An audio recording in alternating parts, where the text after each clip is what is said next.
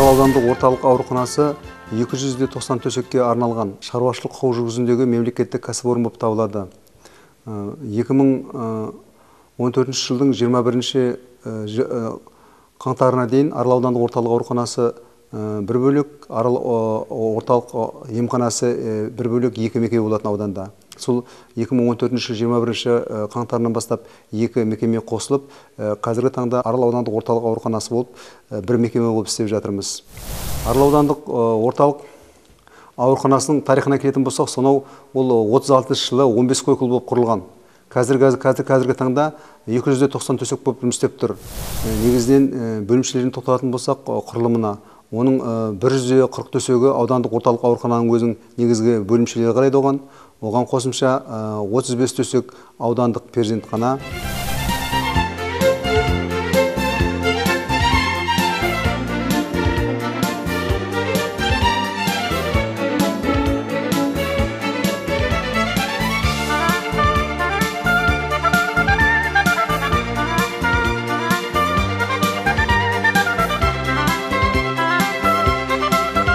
Перзентхана бөлімі 65 төсекке есептелген. Оның 27 төсегі туу бөлімшесі, 10 төсек патология, 10 төсек гинекология бөлімшелері. 3 төсек интенсивтік нәрестелер палатасына арналған. Біздің перзентхана 1998 жылы ЮНИСЕФ эксперттік бағалау қорытындысы бойынша бұл дәрігерлік мекеме нәрестеге тек жақсылық тілейтін, ана сүтімен қоректендіруді іс жүзіне асырған мекеме атағына ие болды. Босанғаннан кейін нәресте анасының қасында болады. Қашан әйел перзентханадан шыққанша. Биыл біздің 6 айда, 2014 жылдың 6 айында перзентханада 1384 әйел емделіп шықты, оның 731-і босанды. Біздің перзентханада кесір тілігі, жатыр ампутациясы, жатыр экстирпациясы, және де енді видеохирургиялық комплекс алынды лизинг бойынша. Сол комплекстің көмегімен гинекология оталар жасалынады. Қынап қабырғасының жатыр денесінің төмен түсуіне байланысты пластикалық оталар жасалынады. 40 төсек аудандық жүйке аурулар диспансері, сонда барлығы 290 төсек аудандық орталық аурухана болады. Сонымен қатар, бұның ішінде 290 төсектің ішінде 10 төсек ауылдық жердегі Қамбаш ауылдық ауруханасы кіреді, және 35 төсек Сексеуіл ауылдық ауруханасы кіреді. Арал аудандық орталық ауруханасына аудан бойынша 14 ауылдық дәрігерлік амбулаториясы кіреді. Сонымен қатар, тағы да 2 фельдшерлік акушерлік пункт бар, және 38 фельдшерлік пункттер бар. Барлық ауылдық елдік мекемелерде фельдшерлік пункттер бар. Бәрінде де оның бұл фельдшерлік пункттерде фельдшерлер, медсестралар қызмет жасайды. Бәрінде лицензиясы бар. 2013 жылы қазіргі кездегі енді койкілерді ықшамдау мақсатында 20 төсектік тері аурулар бөлімшесін қысқарттық, сонымен қатар 20 төсектік жүйке аурулар диспансерін қысқарттық. Арал аудандық орталық ауруханасында негізінен терапия бөлімшесі, хирургия бөлімшесі, жұқпалы аурулар бөлімшесі, реанимация бөлімшесі, балалар бөлімшесі, диагностика бөлімшесі, қабылдау бөлімшесі жұмыс істейді.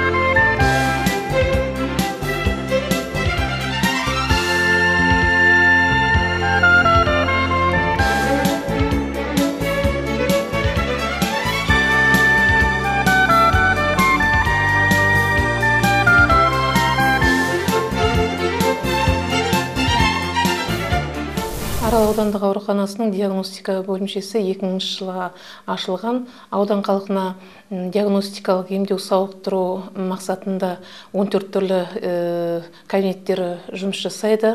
Оның ішінде УЗИ, эндоскопия, рентген, телемедицина, лаборатория, серология, ЛФК, массаж, ЭКГ тағы басқа кабинеттер жұмыс жасайды. Бөлімшемізде 5 дәрігер, олардың 4-еуі жоғары санатты дәрігерлер, 16 орта буын медицина қызметкерлері жұмыс жасайды. Оның ішінде 80% жоғары санатты мамандар. Қазіргі таңда биылғы жылға 2014 жылға лабораториялық зерттеулердің сапасын жақсарту мақсатында биохимиялық, гематологиялық анализатор алу көзделіп отыр. УЗИ кабинеті соңғы үлгідегі жаңа аппаратурамен жабдықталған. Оның ішінде қалқанша безі, сүт безі аурулары, гинекологиялық аурулар, ішкі органдарды тексеретін датчиктеріміз бар. Солардың ішінде трансвагинальды датчигіміз бар. Олармен гинекологиялық аурулардың алғашқы сатыларында нақты диагноз қою мүмкіндігі туып отыр. Сонымен қатар телемедицина кабинеті жұмыс жасайды. Ол ауру науқастарды, жағдайы келмейтін науқастарды орталыққа жеткізуге мүмкіншілігі жоқ жағдай кезде облыс дәрігерлеріменен консультация алынады.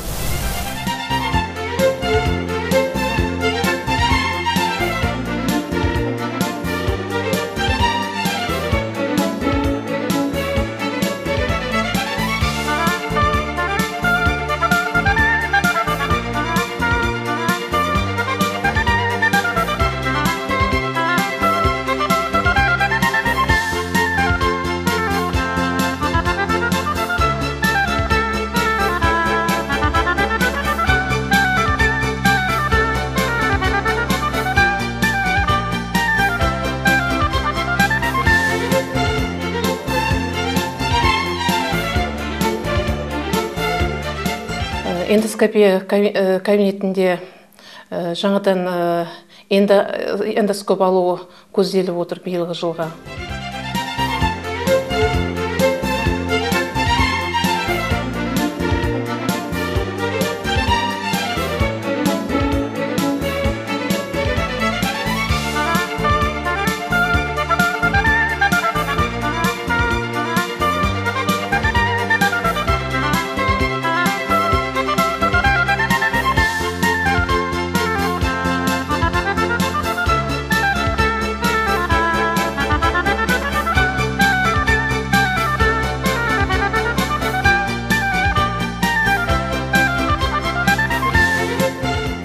Қазақстан Республикасы үкіметінің 2009 жылы шыққан 22-99 қаулысын басшылыққа ала отырып, бөлімшемізде ақылы негізде қызмет істейтін кабинеттер бар.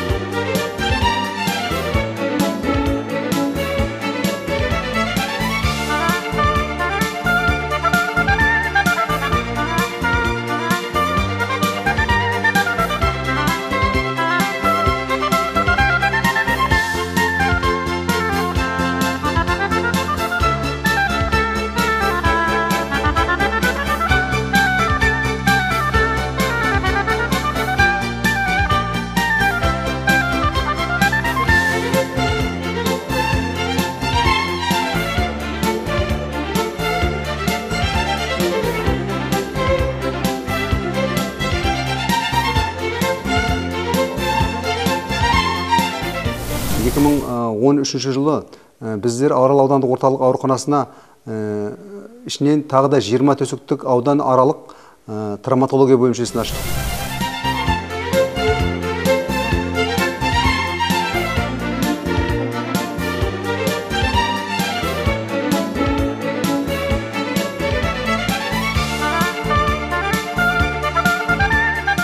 Арал аудандық ауруханасының травматология бөлімшесі Арал қазалы ауданаралық бөлімше болып ашылды. Бөлімшеде 3 дәрігер жұмыс жасаймыз. Енді негізгі мақсатымыз осы аудан халықтарына алғашқы көмек көрсету, жарақат болған жағдайда жедел көмек көрсету және жоспарлы науқастарға уақытында дер кезінде көмек көрсету. Басқа да қосымша амбулаторлы науқастарға көмек көрсетіледі. Ендігі жаңадан мамандандырылған көмек көрсету дейді. Сол жөнінде жаңа блокирующий остеосинтез, эндопротезирование деген операцияларымыз бар.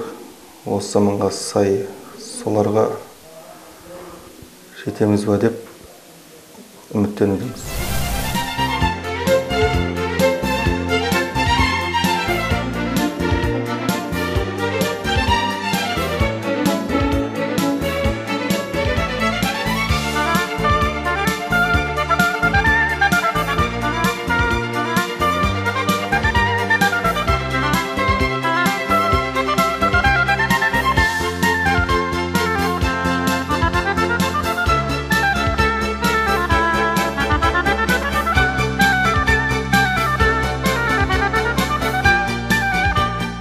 Кадрлер өте сапалы, жоғары дәрежедегі дәрігерлер. Мынау сүйектің остеосинтез операциялары болады. Сүйектің остеосинтез операциялары біздің барлық сүйекке жасалады сол. Сонымен қатар бізде жаңа трепанация шерпі дейді. Басқа мысалға жарақат болған кезде басты жаңағы тесіп, соның ішіне операция жасайды. Ол операциялар да бізде жасалады. Осындай күрделі операциялар бізде жасап, халыққа қызмет жасаудамыз.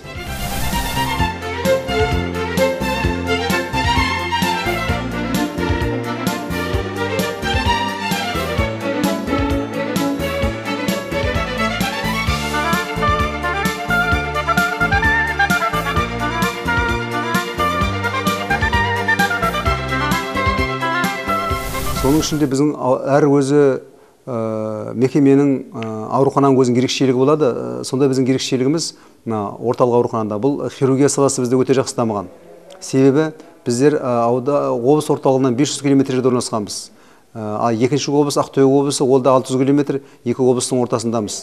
Сондықтан да біз кадр мәселесіне өте көңіл жақсы бөліп, соңғы кездегі жаңа технологияларды пайдалана отырып, хирургия саласын өте жақсы дамыттық. Атап айтқанда, біздерде хирургия бөлімшесінде 3 дәрігеріміз жоғарғы дәрігерлі, санатты дәрігер, оның ішінде біреуі медицина ғылымының кандидаты.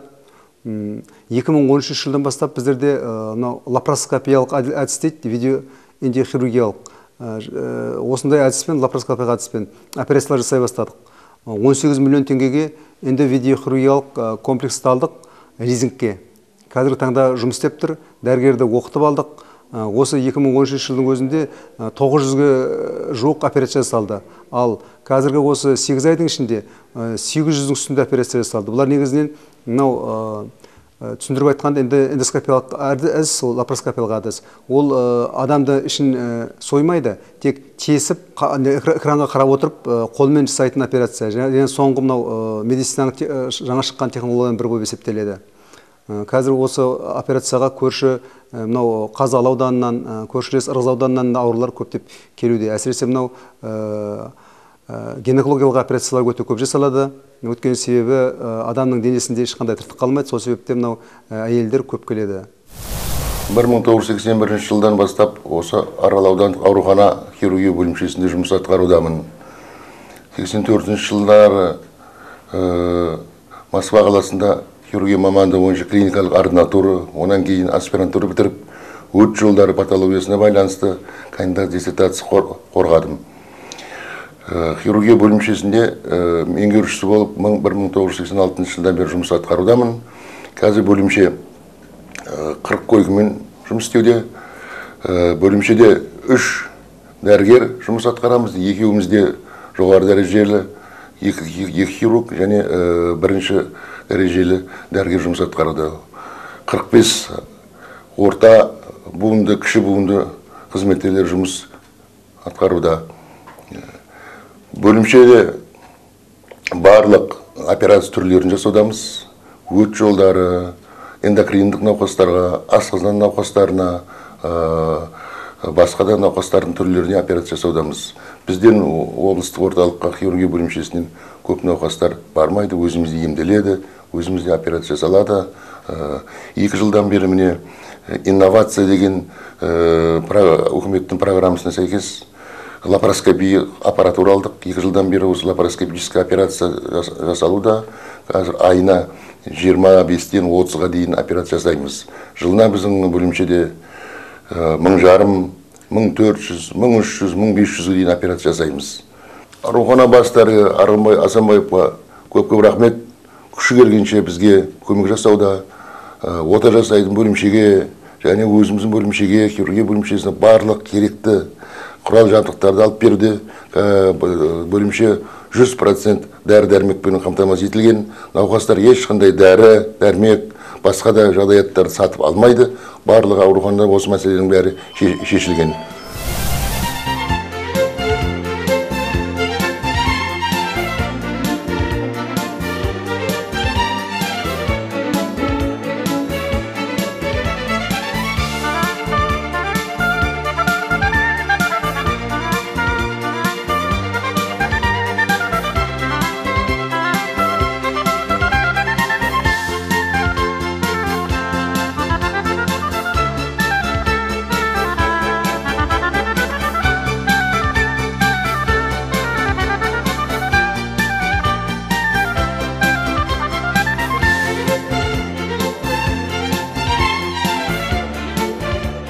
Инновацияны медицинаның тәжірибесіне енгізу мақсатында 2012 жылы Қазақстан Республикасы Денсаулық сақтау министрлігінің жаңа бағдарламасы қабылданған болатын. Сол бағдарламаның аясында біздер 2013 жылдан бастап эндобиохирургиялық кешен алғанбыз. 18 миллион теңгенің тұратын. Сол 1,5 жылдан бері осы 2013 жылдан бастап қазір эндобиохирургиялық оталарды жасап жатырмыз. Оның ішінде лапароскопия, холестектомия, лапароскопиялық аппендэктомия, әртүрлі гинекологиялық науқастарға лапароскопияға оталар жасалып жатыр, варикоцелге жасалып жатыр. Және де осы инновациялық технологияның ендірудің аясында реанимация бөлімшесіне жаңа наркоз дрейгер деген аппарат алынды. Ол да қазір жұмыс істеп жатыр. Бұл ненің тиімділігі, бұл бағдарламаның тиімділігі, бұл құрал-сайман бізге лизингпен келген, бірақ та біздің орындаған тапсырма берілген бізге жоспарлы отаның саны. Мысалға айына біз 21 лапароскопиялық ота жасауымыз керек. Егер де біз 21 лапароскопиялық отаны жасап жоспарымызды орындасақ, онда лизингтің ақшасын Денсаулық сақтау министрлігі төлейді. Сонымен бізге бұл құрал жабдық тегін келіп отырған есеп. Қазіргі таңда мамандар үйреніп, гинеколог мамандарымызда ота жасап жатыр, хирургтар жасап жатыр. Бұл енді науқасқа бұл аз инвазиялық, мал инвазивный хирургия дейді. Аз инвазиялық жеңіл өтеді операция. Бұрынғыдай үлкен ішін кеспейміз. 3 тесікпен, 4 тесікпен ғана эндобиохирургия кешенінің көмегімен ота жасалады. Науқастар тез айығып кетеді. Бұрын ауруханада 10 күн, 12 күн жататын болса, қазір 4 күн, 5 күнде шығып кетіп жатыр. Тағы тоқталатын болсақ, мынау соның ішінде холецистектомия, струмэктомия, нефректомия сияқты операциялар, басқа да көптеген операциялар облыстың көлемінде жасайтын операциялар жасалады бізде. Себебі енді бізде сырттан күтетін көмегіміз жоқ, сондықтан да біздің дәрігерлер негізінен біліктілігі жоғары, білімдері жоғары, жан-жақта оқып келген. Сонау Ақтөбеде, Алматыда, шетелдерде оқып келген, Санкт-Петербургта оқып келді. Сондықтан да олардың өзің біліктіліктері жетеді. Сондықтан да жоғары дәрежедегі өте күрделі операциялар бізде жасай береміз. Көптеген аурулар өзінің осындай операциядан кейін таза сауығып, өзінің семьяларына қосылып жатыр. Бұл біздің ауданның бір ерекшелігі болып табылады. Сонымен қатар біздің аудандық орталық ауруханасында басқа да мынау терапия саласында да соңғы мынау стандарттар бойынша соңғы жетістіктер пайдаланып, соңғы мынау шығып жатқан дәрі-дәрмектер, соларды пайдаланып емдейміз. Біздің аудандық ауруханада негізінен барлық негізгі көрсетілген көмек ол алғашқы медико-санитарлық көмек және мамандандырылған көмек. Ішінара жоғарғы мамандандырылған көмек көрсетіледі. Алғашқы медико-санитарлық көмекке тоқталатын болсақ, бұған негізінен мынау барлық аудандық орталық емхана, ауылдық емханалар, ауылдық дәрігерлік амбулаториялар, фельдшерлік акушерлік пункттер көрсетеді. Сонымен қатар алғашқы медико-санитарлық көмек көрсететін мекеменің қатарына ол жедел жәрдем станциясы да кіреді. Ал мамандандырылған көмек негізінен Арал аудандық орталық ауруханасында көрсетіледі. Ауруханада негізінен мынау жұмыстың 70-80% амбулаториялық деңгейдегі көмек болып есептеледі. Мынау халыққа соның ішінде біздерде мынау жылжымалы медициналық жаңағы көлігіміз бар. Ол жаңағы былайша айтқанда жылжымалы, бір сөзбен айтқанда жылжымалы медициналық емхана. Біз осы жылда біз көктемде іске қосамыз. Біз 2 ауданды халқына қызмет жасаймыз. Ол Арал ауданы және Қазалы ауданы. Бұның қарамағында жылжымалы медициналық жаңағы емхананың қарамағында 9 дәрігер істейді. 9 дәрігер істейді. Оның қарамағында лаборатория бар, УЗИ аппараты бар, ЭКГ аппараты бар, рентген аппараты бар, флюорография бар. Барлық емханаға қажетті құрал-жабдықтардың бәрі бар. Тек қана олар тек қана тексермейді, сонымен қатар сол барған жерлерінде бұл дәрігерлер көмек көрсетіп, сол ауруларды емдеп, болмаса емдерін тағайындап кетеді. Сосын жаңағы диспансерлік учетты есепке алады. Осы тек қана 2014 жылдың 8 айында 700-дің үстінде 730-740-тай адам уже қаралды. Соның бәрі тексеріліп, соның ішінен 212 ауру табылып, оның бәрі қазір емделуде, сауықтырылуда. Қазір бұл жылжымалы емхана Қазалы халқына қызмет жасауда. Енді қазіргі кезде үкіметіміз мынау медицина саласына көптеп ақша бөлуде, соның ішінде мынау медициналық құрал-жабдықтар алуға. Медициналық құрал-жабдықтарға биылдың өзінде біздер көптеген медициналық құрал-жабдықтар алайық деп тұрмыз, алып та жатырмыз. Мынау негізінен біздер алып жатқан құрал-жабдықтарымыз мынау лабораториялық, биохимиялық, гематологиялық анализаторлар, ЭКГ, 6 каналдық ЭКГ аппараттар, мынау наркозный дыхательный аппарат дейміз, операцияға пайдаланатын сондай аппараттар алып жатырмыз. Мынау неге перзентханаға кішкентай балалар жататын күйвездер, флуксометрлер, басқа да трансформерлі кроваттар, көптеген құрал-жабдықтарды биыл ақша бөлінді. Біз соған алып жатырмыз. Сонымен қатар тағы да бір үлкен мәселе біздің қазіргі халыққа қызмет жасап жатқан бұл скринингтік жаңағы тексерілу. Скринингтік тексерілу қазір осы 4 жыл болды. Бағдарламамызда бар. Бұл бағдарлама бойынша халыққа өзі көптеген аурулар бойынша, обыр ауру бойынша, жүрек қан тамыры аурулар бойынша, басқа да аурулар жаңағы қант диабет деген сияқты, жүрек аурулары, қан қысымы көтерілу деген сияқты, соның әрқайсысының өзінің жастарына сәйкес скринингтік жаңағы тексерулер болады халықтың арасында. Бұған ақша бөлінген. Біз осы скринингтік тексерулерді өткізіп жатырмыз. Бұның өте өзі жақсы нәтижесін беруде. Мысалға айтуға болады, тек қана мысал келтіріп. Мынау бізде өңешті жаңағы фиброгастроскоппен қараймыз, японский аппаратпен. Сол трубкамен қарау кезде біздер биылдың өзінде 4 ауру таптық. 4 ауру ол жаңағы алғашқы неде мынау полип деп аталады. Кішкентай жаңа өсіп келе жатқан. Сол 4 аурудың өзі 4-еуі де облыс орталығына жіберіп, бұл полиптер алынып тасталып, қазір аурулар өзінің семьясына қосылып, жақсы сауығып кетті. Егер де былай айтып көргенде осы полип алынбаса, біз оны скринингпен анықтап отырмыз ғой. Ал скринингпен анықталып ол тексерілмесе, ол жүре береді 2 жылға дейін. Әптеген ол өседі. Өскеннен кейін ол жаңағы жанданады. Жанданғаннан кейін ол обырға айналып кетуі мүмкін. Біздер сол кезде өте кеш қарап қаламыз да, алмау скринингтік тексеруде ол ауру өзі сау адамды тексереміз. Көптеген аурулар мысалы неден табылып жатыр. Жүректерді тексереміз, ЭКГ, сондай тапсырған кезде, сүрген кездерде көптеген адамдарда мысалға жүрегіндегі жаңа байқалып жатқан өзгерістер адам өзі байқамайды. Соларды тауып жатырмыз. Соларға есеп қыламыз, соларға ем береміз. Өз негізгі медицинаның саласы, негізгі басты мақсаты аурудың алдын алу керек. ауырғаннан кейінгі емдеу емес, аурудың алдын алу мақсатында. Сондықтан да бұл өте жақсы бағдарламалар. Біз осы бағдарлама жұмыс істеп жатырмыз. Қазір халықтың арасында осы көптеген аурулардың алдын алып тауып, алдын алып емдеп, осындай мақсатта көптеген жақсы жұмыстар істелініп жатыр. Сонымен қатар біздерде тағы бір мына халыққа диспансерлік есепте тұратын көптеген аурулар бар. Ол көптеген мысалға жүрек қан тамыр аурулары, қанның қысымы, аритмия деген сияқты, сахарный диабет, басқа да көптеген обыр аурулары бар. Оның түр-түрі бар тағы.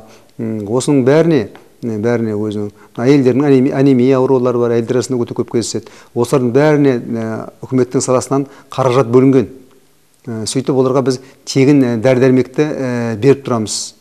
Жылда осы қазір өзі 8 ай болды, 8 айдың көлемінде сол дәрінің уже біз 75-80%-ын игердік. Оның бәрі ауруларға тегін беріледі.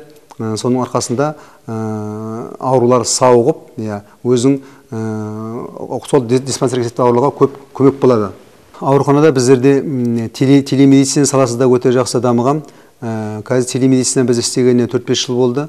Біздер телемедицина арқылы аудандық ауруханада өте ауыр жағдай жатқан балалар, әйелдер, басқа да науқастар, біз күнделікті телемедицина ашып, облыстағы мамандармен, облыстық медицина орталықтағы мамандармен ақылдасып, сол аурудың жағдайын толық талқылап, тиісті ем беріп, керек болса санитарлық авиациямен облысқа жеткізіп отырмыз. Болмаса, егер керек болатын болса, өзімізге шақырып мамандарды. Бұл телемедицина өте жақсы көмегі бар. Мысалға бір тяжелый дейміз ғой, ауыр жағдайда бір бала болатын болсақ, біз тез арада соны барлық анализдерін алып, рентгенге түсіріп, УЗИге түсіріп, барлық данныйларымен шығамыз облысқа. Сол арқылы біз ақылдасамыз, тиісті мамандар ақыл береді, сөйтіп талай балалардың өмірін алып қалып жатырмыз, өлімнен арашалап қалып жатырмыз. Талай ауыр науқастарға көмектесіп жатырмыз. Бұл телемедицина бір өте жақсы бізге көмегі болып тұр. Мысалға тек қана осы 8 айдың өзіне 36 рет телемедицинаға шықтық, яғни 36 рет адамның өмірін арашалап қалдық деген сөз. Сонымен қатар біздерде мынау санитарлық авиациясы облысымызда өте жақсы дамыған. Мынау біздің негізгі медицинаның негізгі бір критерийлері жаңағы алға қойған ең бірінші басты ерекшеліктері, мынау біз ана мен бала. Осы ана мен балаға медициналық көмек көрсету өте жақсы дамыған және біздің басты мақсаттарымыз болып табылады. Сондықтан да біздер енді қазіргі таңда осы ана мен балаға өте жақсы көмек көрсетіліп отыр. Анаға енді мынау алғашқы медико-санитарлық көмек көрсететін мекемелер арқылы, мынау аудандық перзентхана арқылы уақытылы көмек көрсетіліп, уақытылы мынау әйелдерді перзентханадан босандырып, босанған балаларға дер кезінде аймақтық дәрігерлердің қолдарына беріліп, олардың бақылауында болып, осындай бір ерекше көмектер көрсетіліп жатыр. Біздің енді ауданымызда 2013-2014 жылдары ана өлімі болған жоқ. 2013 жылы біздің ауданымызда 1000 адамға шаққанда 9 промилле дейді, яғни өте төмен өлім көрсеткіші болды. Яғни біздер балдардың өлім көрсеткішін төмендеттік, яғни ауданымызда балалар өлімі төмен. Биылғы 8 айдың өзінде де қазір 8-9 мың адамға шаққанда біз өлім көрсеткіші төмен болып тұр. Яғни бұның бәрі не дейді? Бұл өткен себебі біздің ауданымыздағы мынау осы медицина қызметкерлері жақсы жұмыс істеп жатыр деген сөз. Сонымен қатар тағы бір себебі мынау облыстың көлемінде айтып кеттім ғой, санитарлық авиация өте жақсы дамығанда. Бұның да себебі болып тұр. Себебі бір бала өте ауыр науқаста жатса, болмаса ана босану кезінде бір жағдайлар болып, ауыр жағдайда болып жатса, оны біз дер кезінде орталыққа санавиацияға хабарлап, ертеңіне дер кезінде санитарлық авиация келіп, арқылы мамандар көмек көрсетеді. Осы орталық ауруханада операция жасайды, болмаса басқа да өзінің медициналық көмектерін көрсетеді, мамандар келеді, бригадалар келіп көрсетеді, уақытысында келіп. Ал егерде алып кететін жағдай болатын болса, онда дер кезінде алып кетіп, сол облыстық медициналық орталықта уақытысында көмек көрсетіліп жатыр. Осы 8 айдың өзінде 21 рет санитарлық авиация шақырдық, оның 9-ы ауыр әйелдерге келді. Қалғандары мынау 1 жасқа дейінгі, 2 жасқа дейінгі балаларға дер кезінде көмек көрсету келген санитарлық авиация. Сондықтан да бұл енді біз енді рахметіміз көп. Мынау облыс әкіміне, облыстық денсаулық сақтау басқармасына осындай санитарлық авиацияны дамуға қаражатты бөлгеніне көп рахмет етеміз. Өткен бізге уақытылы дер кезінде санитарлық авиация келіп, халыққа дер кезінде медициналық көмек көрсетіп тұр.